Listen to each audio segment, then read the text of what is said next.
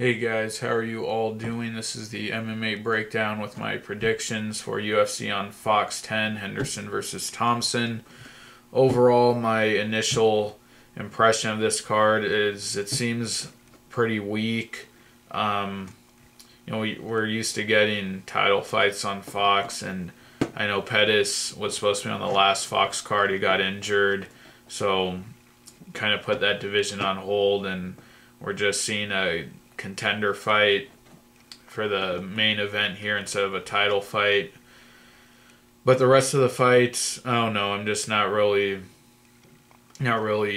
anticipating them too highly right now. There's some decent fights, but it just seems like this is a weak Fox card compared to the previous ones. But let's run through the card. I'll give you my predictions. First up on the UFC Fight Pass prelim card, at heavyweight, Walt Harris taking on Nikita Krylov. Walt Harris in his last fight took on Jared Rosholt, and I thought that was just a really boring fight. Neither guy did much there. Harris knocked him down in the first round, and then I believe it was in the third round, Rosholt was able to use his wrestling and control Harris on the ground, but both guys just didn't seem to engage much there. Harris, big athletic guy, but seemed to fade real early in that fight. Still seems pretty green in the sport. I actually think I scored that fight against Rosholt for Harris, but I didn't see too much there that looked promising. And Nikita Krylov, on the other hand, his last fight with Soa Paleli, I thought he looked good. I mean, the fight was really entertaining. It was really sloppy. Both guys faded extremely hard early on, but Nikita was coming forward, and I believe he even had a crucifix position at one point and was working an armbar on a few different occasions in that fight, if I remember correctly, but just seemed to engage and come forward a lot more than Harris did in his fight. So I'm going to go with Krylov. Harris, though, I think will have the physical and the endurance advantage, but I'm going to go with Krylov.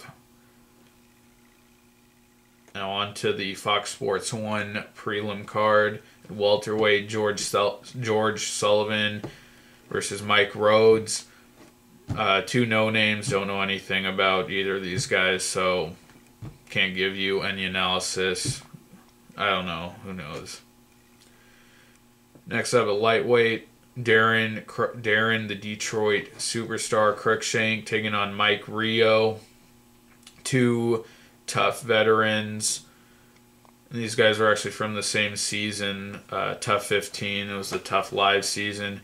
Cruikshank, he's had some impressive performances, but has been pretty inconsistent. He had that great win over Henry Martinez, the head kick knockout. He had a win over Ease Edwards, but in his last fight got easily beaten by Adriano Martins. And Mike Rio has also been, he's been on a bit of a losing streak. Lost to Francisco Trinaldo, got submitted there, and also to Tony Ferguson in his last fight. Two first-round submission losses. And before that, he had a submission win over John Kofer, the Tough finale. Rio seems like a pretty limited fighter, a wrestler, pretty desperate for that takedown, and that's where he wants to fight. Doesn't have much to offer on the feet, I don't think. Cruikshank, on the other hand, doesn't go to the ground too often, but is a pretty talented striker. We've seen KO power from him. We've seen the unorthodox karate striking. Throws a lot of spinning kicks, that kind of stuff. Spinning back kicks. He uses that sideways karate stance, throws hook kicks, stuff like that. And I think Cruikshank is just going to have his way with Mike Rio on the feet. I don't think Rio can last long at all with Cruikshank on the feet. And Cruikshank does have some wrestling. We saw that in his first fight in the UFC against Chris Tickle. I do think Rio would be the stronger wrestler and have the better submission game if it went to the ground, but I don't think he can get it there. I think Cruikshank is going to really light him up on the feet, and I'm taking Cruikshank by knockout in the first round, or TKO. Next up at bantamweight, Junior Hernandez versus Hugo Viana. I believe Junior Hernandez is a newcomer. Can't be certain. I think he is. Hugo, the Wolverine Viana, on the other hand, from Tough Brazil, won. And he lost to the eventual winner of that show, Pony Jason. But since then, he's had a win over John Teixeira and Ruben Duran. The Ruben Duran win I thought was really impressive, showed really aggressive striking, put Duran out in the first round, and then got TKO'd pretty quickly in his next fight against TJ Dillashaw. So primarily a striker, but really has good aggression, and I'm going to pick Viana for that reason.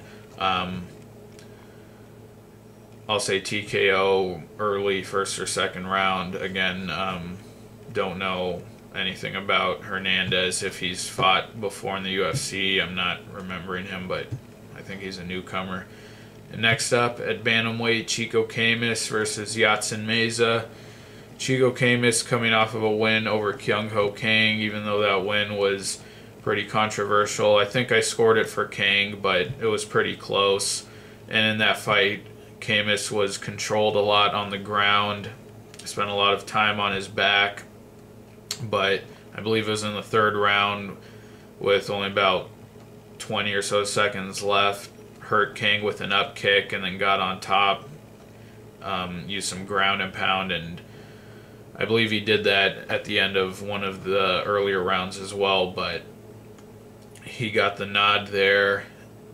He's also been submitted by Dustin Kimura and has a win over Dustin Peg. Seems like mostly a grappler to me.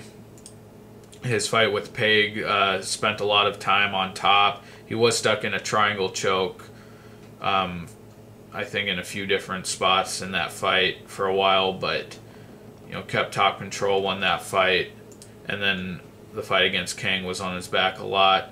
Yatsen Meza got KO'd in his first fight against Chad Mendez and dropped down to bantamweight after that and submitted John Albert in his last fight. And that was a real back and forth fight, and Albert seemed to just gas, and he was able to get the rear naked choke.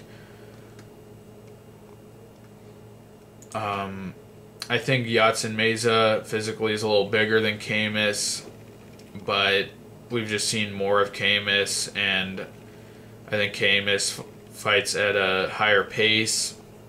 I'm going to go with Camus here by decision, but still two guys pretty green in the UFC. Don't really have a great feel for their complete skill sets yet, but I'm going to go with Camus by decision. Next up at bantamweight, Eddie Wineland versus Yves the Tiger Jobwin. Two good strikers. Eddie Wineland, a rangier guy, kind of tall for bantamweight a bit. I think he really turned the corner in his career when he knocked out Scott Jorgensen, and then went on to pick apart Brad Pickett. Didn't get the finish there, but really showed great rangy striking and kept Pickett at bay for the whole fight. And Yves Jobwin has had some good wins. He's on a 3-fight win streak for a bit. Beat Ian Loveland, Weil Watson, and Jeff Hoagland. lost to Brad Pickett, got KO'd, and won his last fight against Dustin Peg. Although that one was a bit controversial, as I remember.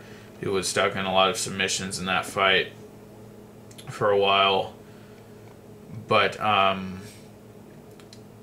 Yves Jabouin, talented striker, does a lot of unorthodox stuff, but I don't think he's at the elite level that Wineland's at. Wineland's fought way better guys. Uriah Faber, Scott Jorgensen, Joseph Benavidez. I think Wineland's going to win this one. If he can keep Yves Jabouin at bay, I think that's going to really work out well for him. Jabouin will need to get inside, I think, to land his shots, his spinning back kicks and stuff like that. And I think just comparing power to power, I'd give the advantage to Wineland, knocking out guys like Scott Jorgensen. And I don't think Yves Jabouin has quite the one-punch KO power that Wineland has. And actually, looking at his record here, since coming into the UFC, he actually hasn't finished anybody for a while. His last finish win was back in 2008, so yeah, the guy hasn't gotten a finish for a long time. I have to go with Eddie Wineland here. I'm going to take him by decision. I do think he has a chance to stop Jabouin, but I'll say Wineland by decision. And the last fight on the Fox Sports 1 prelim card, Bruce Leroy Caceres taking on Sergio Pettis. Sergio Pettis in his last fight got a decision over Will Campuzano. Wasn't too convincing of a win. He showed some promise, some talent, showed clean striking on the ground. Even though he got put on his back a few times, he seemed like he knew what he was doing on the ground. I think he had a Darce choke at one time. Was doing some good stuff from the front headlock position, but I think Caceres is just too experienced, has too much UFC experience under his belt. He's had several wins in the UFC already. He's been here for a lot longer than Pettis. Obviously, Pettis has only had one fight. That was back in November in the UFC, and Caceres has been here for several years now. Although a few of his past fights have been controversial. The win over Kyung Ho Kang, which was overturned to a no contest. A lot of people thought he lost that fight. Also, the fight against Matanobu Tezuka was a split decision, and I remember not being too impressed with him in that fight. But his last fight with Roland Delorme in the first round, got knocked down and put in a crucifix position, but the rest of the fight came back and really showed some decent striking on the feet. Was able to keep Delorme away from him at the end of his punches, and he moves around on his feet pretty well. He's able to use some pretty good distance striking. And on the ground, he's shown some pretty good submission skills off his back. Submitted Damasio Page with the triangle choke. Also in the Cole Escovedo fight, I remember him being pretty good on the ground. I think he pulled guard a few times in that fight. I think Sergio Pettis has more of an upside, more promise than Alex Caceres, but right now I think Caceres is the more experienced guy. I think he's just a little bit farther ahead than Pettis right now, and I'm going to take Caceres by decision. I think on his feet, he has good quickness, hops around a lot on his feet, kind of hard to hit. I think it's going to be kind of a point fighting sparring style of striking on the feet between these two guys, and I think Caceres is just going to be able to land a few more punches than Pettis. I'm going to take Caceres to win this fight by decision.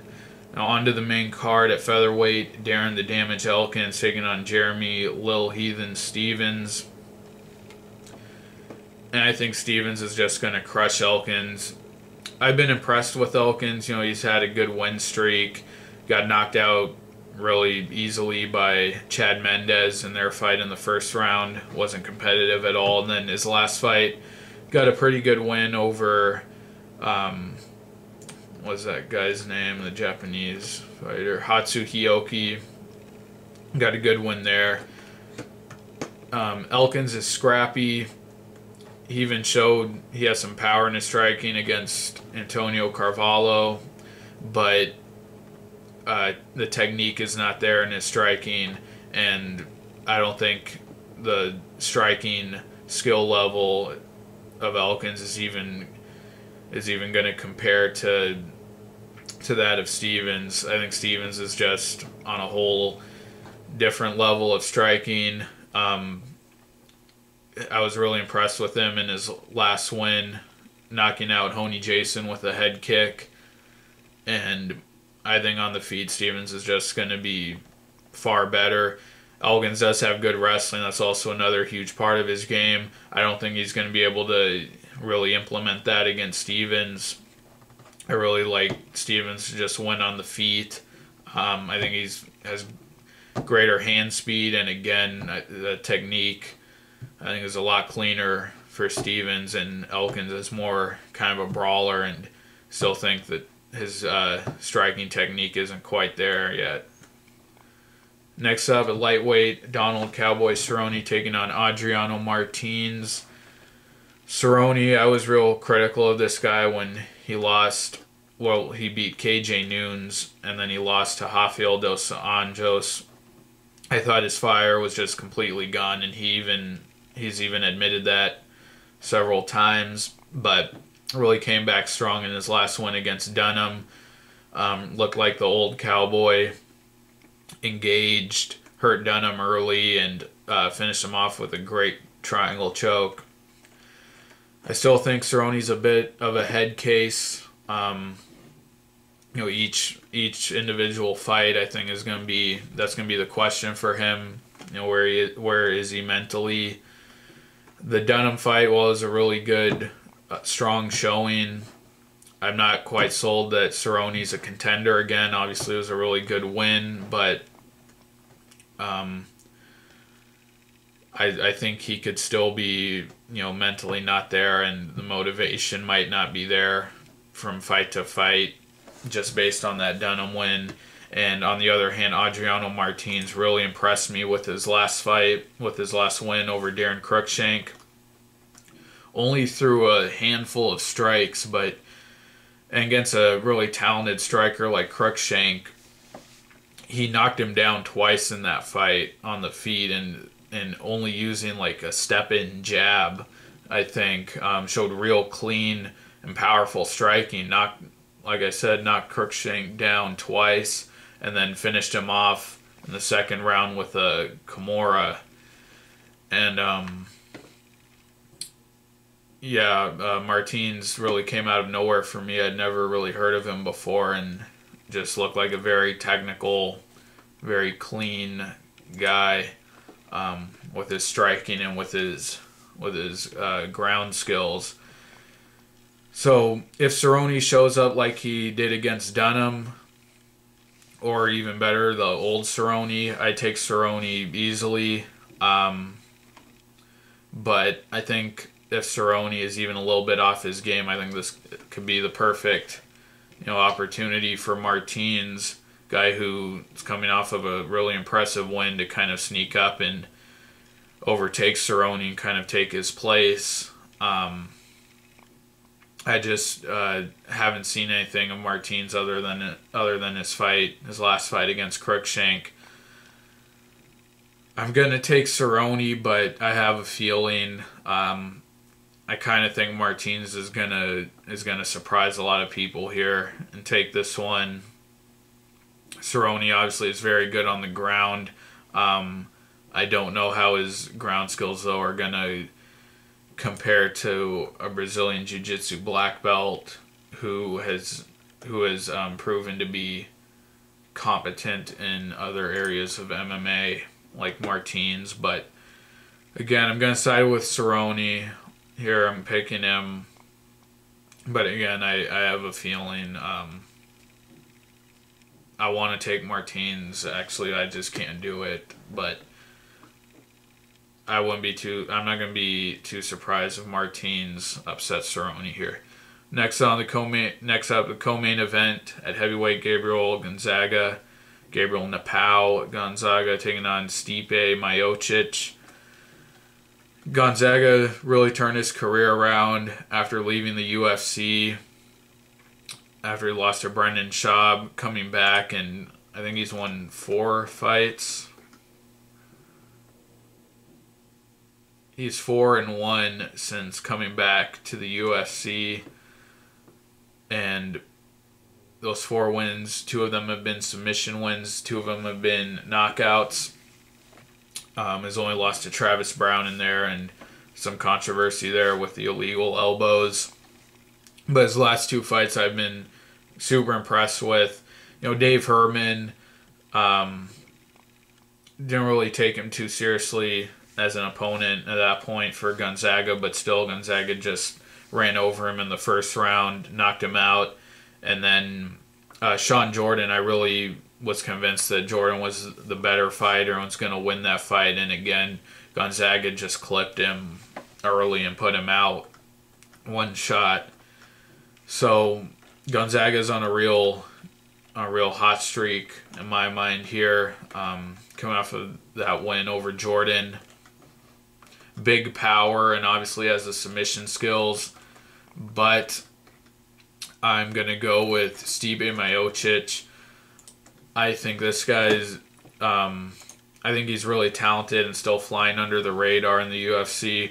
Was real impressed with his win over Roy Nelson last fight.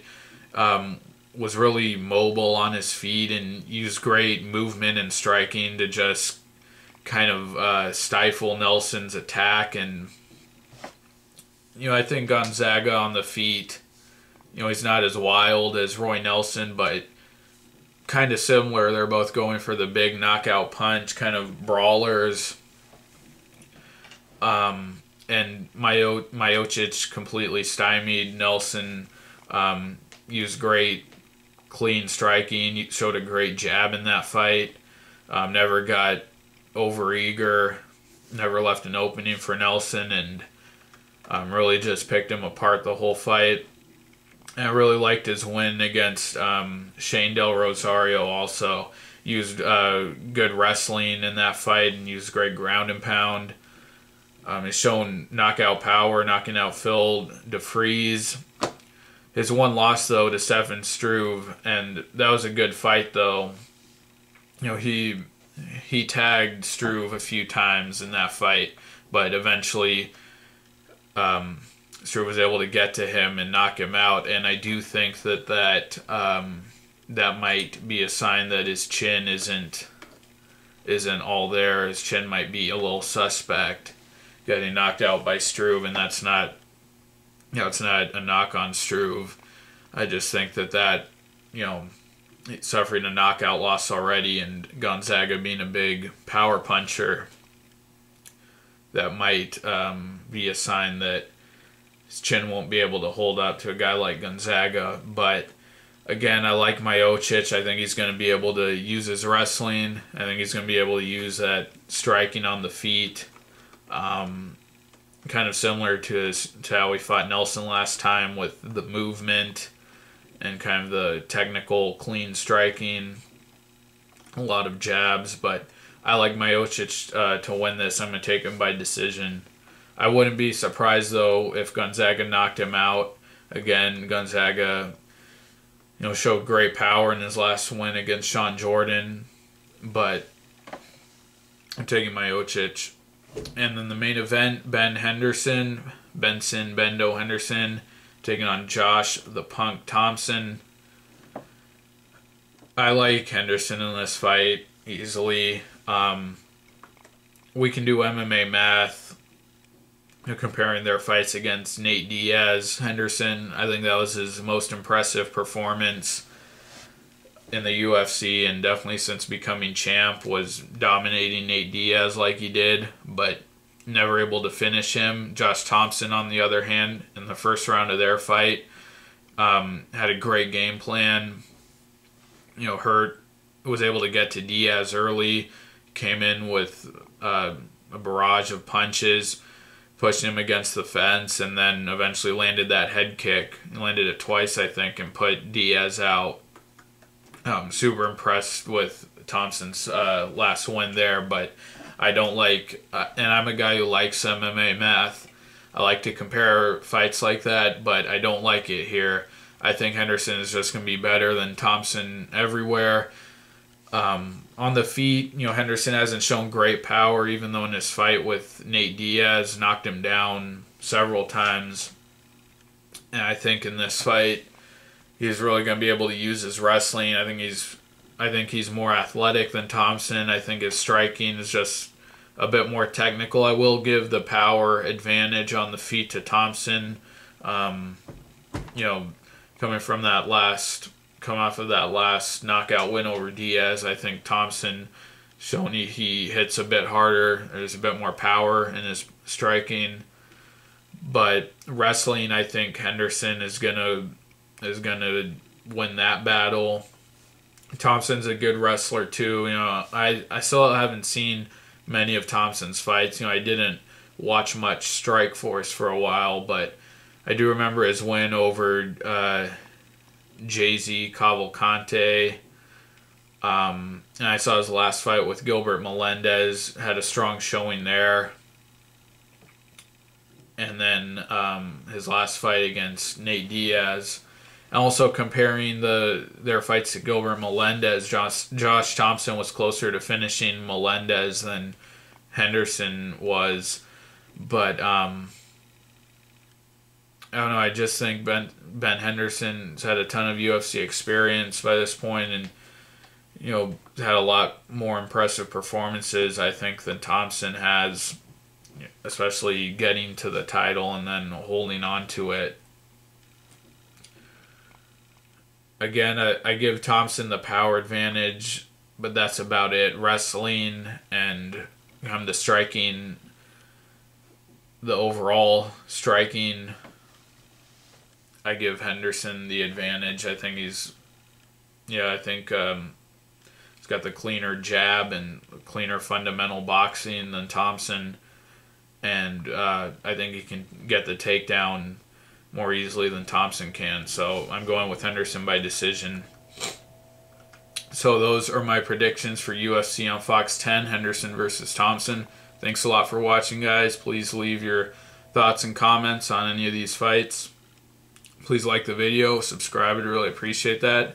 Take care, see you guys later, and I'll do my recap for this shortly after it takes place. Take care, guys. I'll see you later. Bye.